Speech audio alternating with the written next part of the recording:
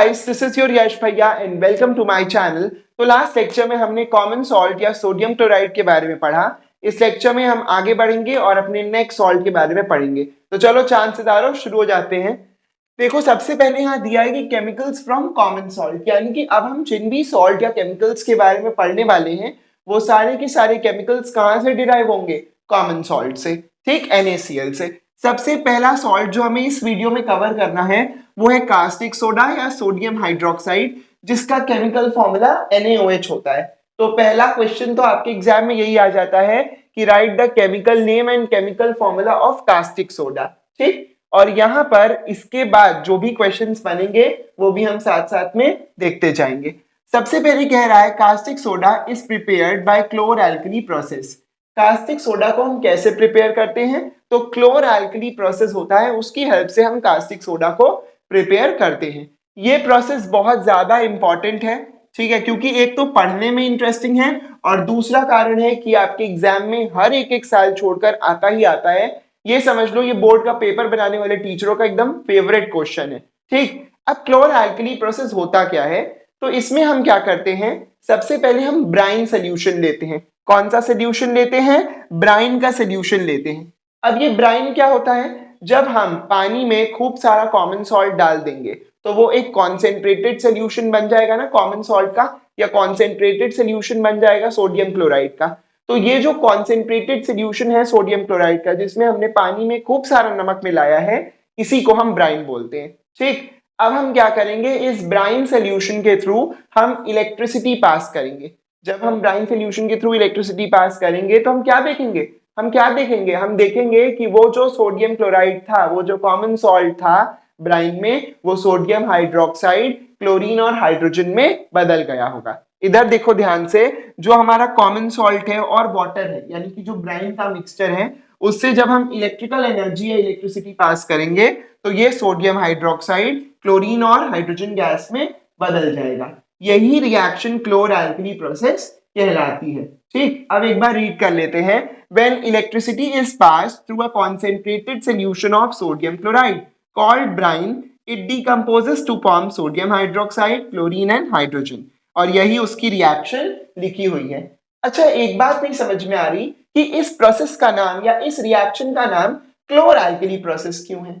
देखो, इसके पीछे रीजन है। यहाँ पर क्लोरीन प्रोड्यूस हो रहा है और यहाँ पर जो सोडियम हाइड्रोक्साइड बेस प्रोड्यूस हो रहा है, ये बेस वाटर सॉल्युबल होता है, तो ये एक एल्कली है ना। तो यहाँ पर एक एल्कली भी प्रोड्यूस हो रही है, यहाँ पर क्लोरीन भी प्रोड्यूस हो रहा है, इसीलिए इस रिएक्शन को क्लोर एल्कली प्रोसेस नाम दिया जाता है, ठीक। अब बात यह आती है कि जब हम रिएक्शन कराएंगे तो ये जो प्रोडक्ट्स प्रोड्यूस हो रहे हैं, इस प्रोडक्ट्स में से कौन सा हमारा एनोड पे प्रोड्यूस होगा और कौन सा कैथोड पे प्रोड्यूस होगा, ये भी देख लेते हैं।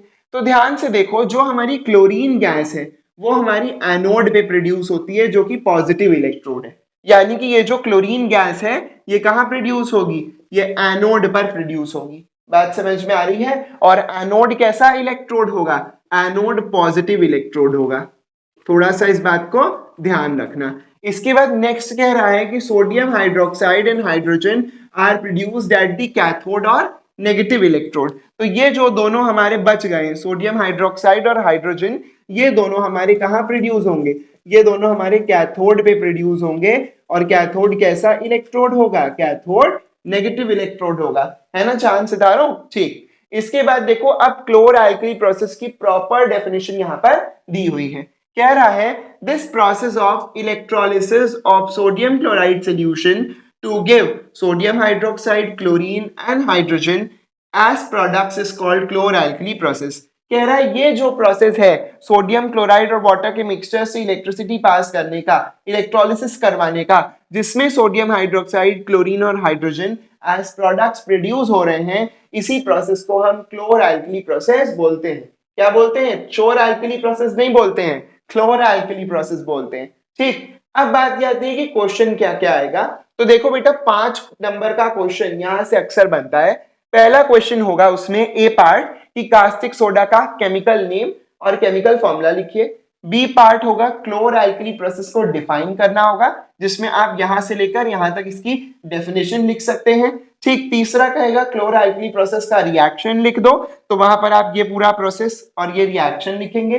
लास्ट पूछेगा चौथा, चौथे में पूछेगा कि एनोड पे क्या प्रोड्यूस हो रहा है, कैथोड पे क्या प्रोड्यूस हो रहा है, उसका आंसर ये है।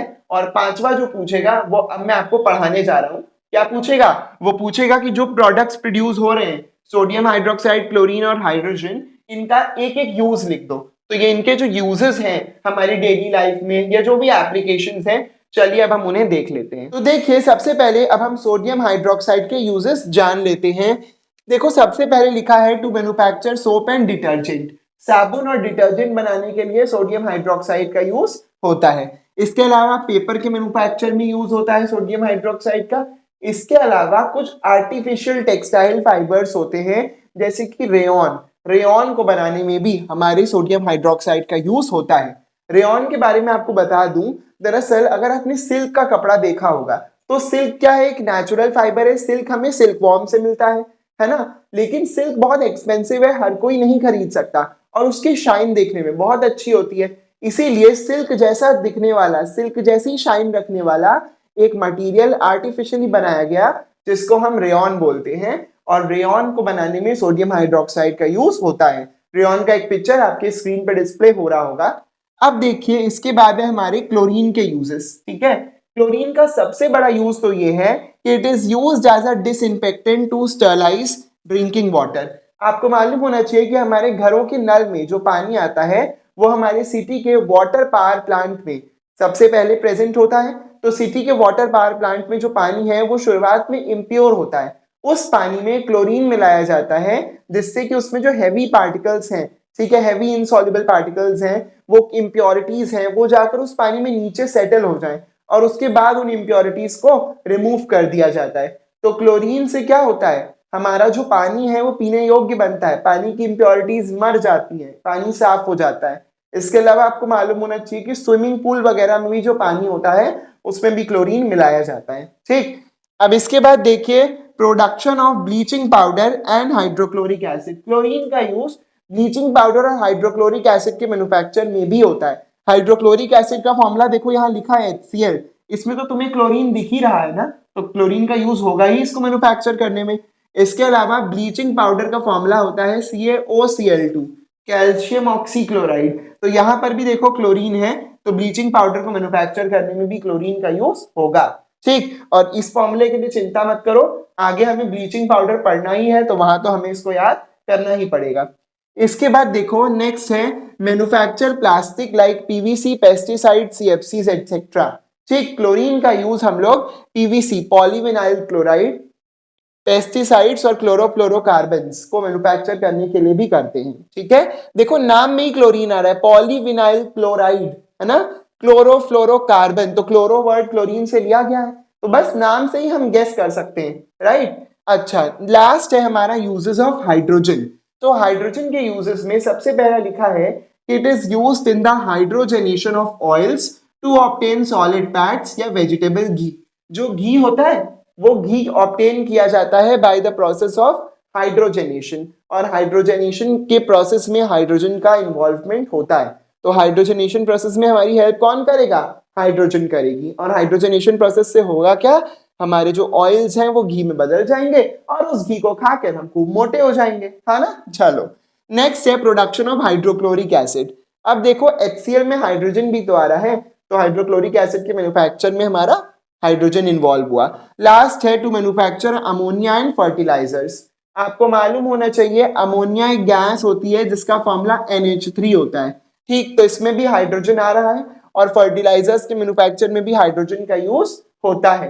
ठीक, आपके एग्जाम में एक या दो यूजेस इन तीनों के पूछ सकता है। ठीक, अब आप ये सोच रहे होंगे कि ये तो बहुत ज्यादा हो गया हमारे लिए, हालांकि ये ज्यादा नहीं है, फिर भी मैं आपको बताता हूँ एक सिंपल सी ट्रिक जिससे आप ये याद कर सकते हो।